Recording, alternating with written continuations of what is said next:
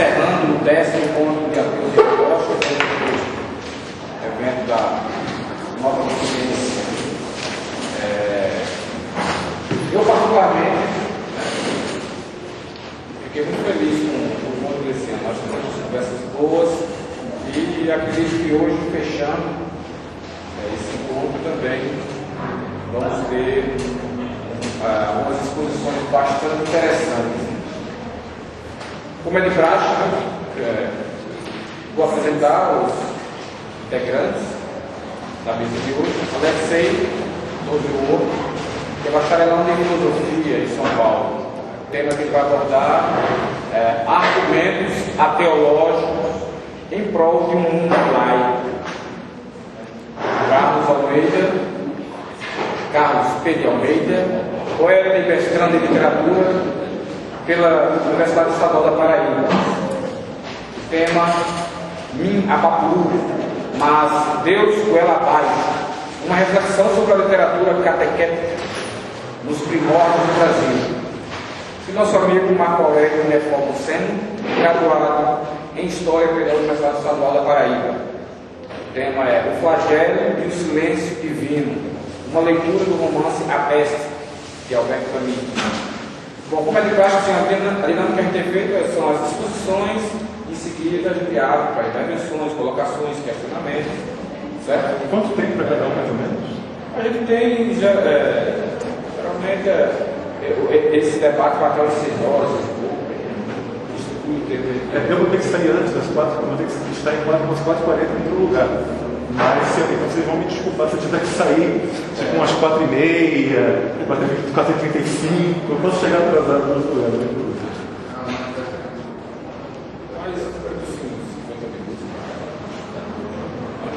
De repente, se eu puder começar. De qualquer maneira, antes de tudo, eu devo dizer que eu acho que vou ter que deixar crescer o cabelo, né? Eu estou me sentindo estranho diante dos meus colegas. Um chegava, o outro chegava e falava, não, aquele também é. Eu fiz assim, o que eu estou fazendo aqui? Mas enfim.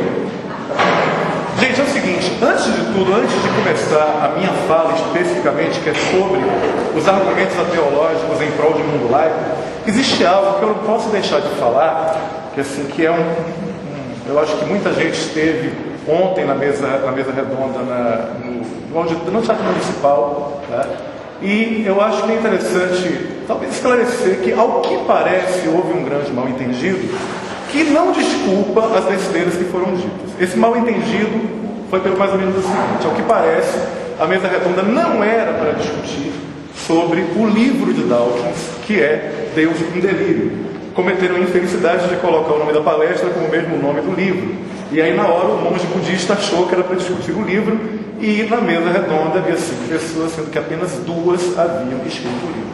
Bem, por outro lado, eu particularmente penso o seguinte: é uma postura ética mínima que, se uma pessoa não lê um livro e ela assume que não deseja sequer lê-lo, e que aquele livro não a interessa, que ela então não fale do livro, uma vez que ela não o leu. É a postura ética minimamente necessária. Mas as pessoas derrapam e a gente não está aqui para julgar nem atirar pedra em ninguém. Apenas o seguinte: eu vou, durante a minha palestra, contra-argumentar algumas coisas que eu achei bastante interessantes, somente os argumentos dos 2 primeiros palestrantes, contra o livro que eles não leram e não querem ler. Mas, enfim, no que diz respeito ao Dawkins, que eu não irei defendê-lo necessariamente, tanto que eu costumo dizer que eu prefiro mais a abordagem ateológica do André Comte-Sponville e até do Michel Onfray. Não é que eu não goste do Richard Dawkins, assim, ele tem uma veia irônica que eu gosto muito, aprecio bastante.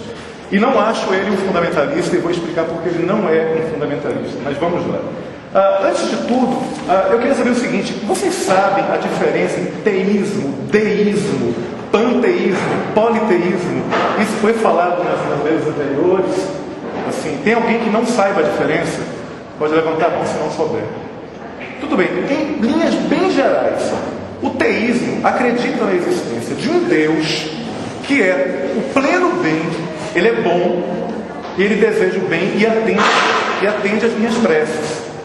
O deísta, ele se aproxima, ele na verdade é exatamente o conceito de Deus de acordo com o motor imóvel de Aristóteles. Aristóteles dizia que existe uma força ordenadora e criadora que criou tudo, e que essa força ordena o universo, só que ela não se importa, ou seja, não adianta rezar, fazer promessa, achar que ele é bom, porque ele não vai atender as suas preces. Seria a perspectiva deísta. Eu acho interessante que na perspectiva crente existem essas duas diferenças, né? Geralmente, muitas pessoas, elas argumentam, eu não acredito em Deus, mas eu acredito em uma força unificadora que criou tudo, então é deísta, não é teísta. Também é ingênuo supor que o que existem são ateus e crentes. Não existem ateus e crentes. Existe todo um espectro entre uma coisa e outra, que vai do crente absoluto, que é aquele que diz, Deus existe porque eu sei. Ouvimos essa frase ontem, e o Jung também já disse essa frase. Eu costumo dizer que foi uma das besteiras que o Jung disse, apesar de ele ter dito muita coisa inteligente. Deus existe, eu sei. E a gente tem, eu acho muito provável que Deus exista. É uma graduação um pouco menos intensa de crença. Eu não acredito, mas eu acho, eu tenho na minha cabeça, passa pela cabeça que Deus pode existir. Aí a gente tem um agnóstico, que é uma coisa quase assim, as probabilidades de Deus existir, as probabilidades dele não existir são as mesmas. Aí depois a gente tem, eu não creio, mas alguma coisa passa pela minha cabeça, de que talvez exista. E nós temos também, eu acho muito improvável que exista, e nós temos um extremo ateu, que é, não existe porque eu sei que não existe. Curioso é o seguinte, o extremo crente, que diz, Deus existe porque eu sei que Deus existe, é muito comum. Mas o extremo ateu, Deus não existe porque eu sei que ele não existe, eu nunca encontrei. Pode até ser que exista, mas acontece que o ateísmo, ele parte da pressuposição do seguinte, que é improvável que Deus exista.